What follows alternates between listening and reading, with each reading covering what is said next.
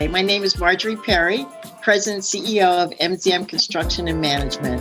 We're an engineering and construction build-out company located in Newark and been in business for 28 years. At first, I was an educator. Actually, I taught K through 12.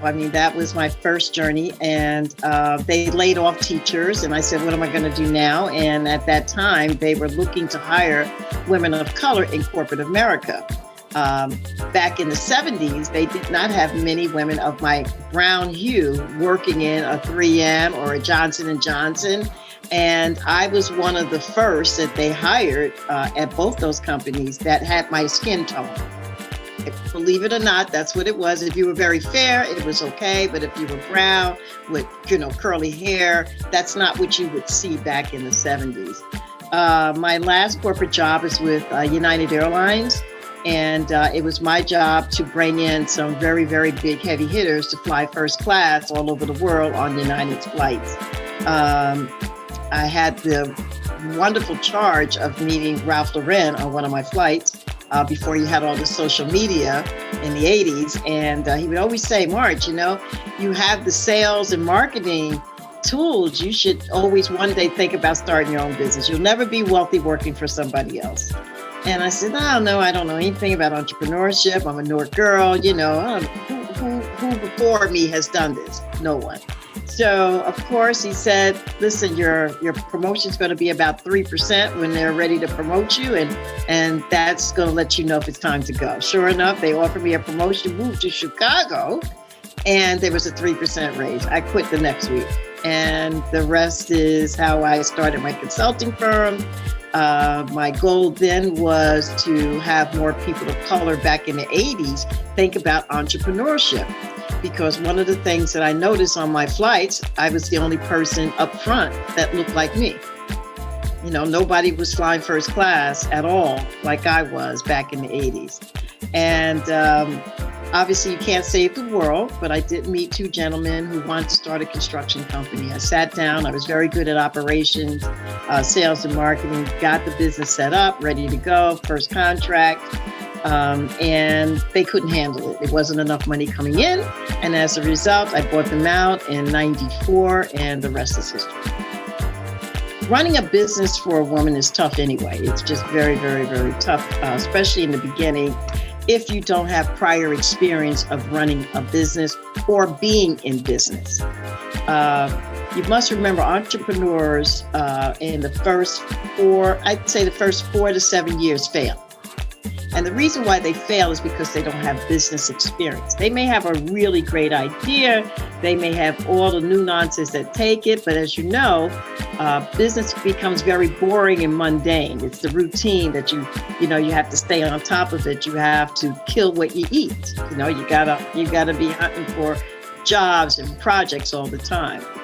Second part of that is that I went into construction with no experience and started at the very top of commercial. Now, here's when you don't know that you don't know, and you're so dumb that you don't know that you would take that on and not even understand that you're walking through the landmines that might blow you up at any given time, because you don't even know you're going to get blown up. The perseverance part is that 1, I was corporate trained, 2, I was educated, 3, I wasn't educated enough, and 4, I was always raised with the belief that if you take on a project, you complete it. Now, that was very much in my DNA. When I grew up, church was very important for my life and my family. And one of the things about what you get from doing church, which we're starting to lose that culture, is about perseverance. That's every day, from the 23rd song to Proverbs. And, these were things I could recite in the back of my head, knowing that you will always be okay if you follow a certain level of spiritual understanding.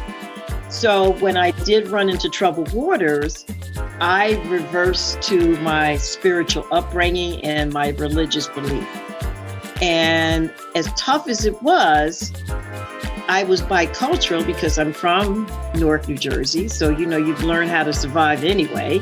And 2, I wasn't living in a $400 million mansion on the hill. So I hungered down.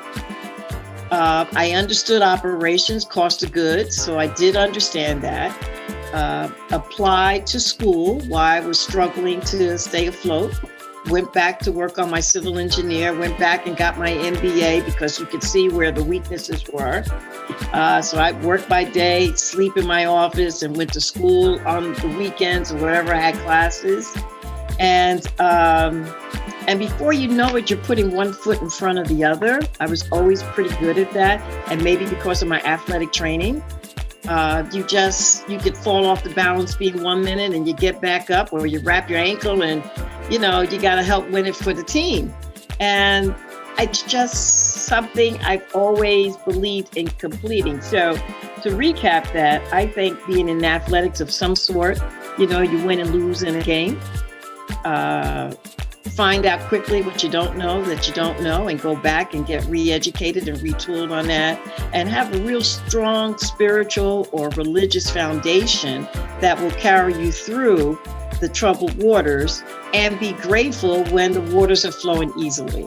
And that's pretty much what my journey has been, from the good to the bad to the crazy to the retooling, readapting, losing millions, making millions. It's the same thing, a different day. And how much am I going to strive for excellence each day, no matter what it is? Here's the good news, bad news. If you don't get into STEM, you're going to be left behind. Everything is driven by technology, the law, or math. That's it.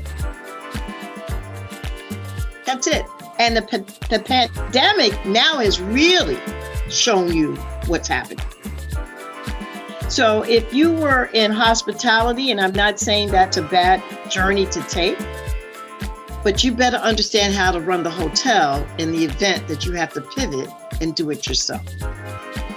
If you were not really that interested in understanding updated software, like Salesforce or a CRM system, whether you are in business or you're working for yourself, take the course and learn how they're doing it. Everything today is driven on STEM, period. You don't have to go into construction. That's what computer science is all about. Then the other thing that's really going to conquer and divide, again, is artificial intelligence, which has always been there. So that means every time you click on a link or Google, they got you. So I push back a little bit on that question, because you have no choice but to be a part of STEM. Everything is driven by the law, math, and science, period.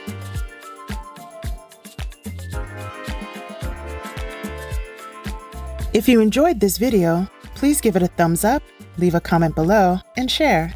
Also, don't forget to subscribe to our channel for more inspiring content.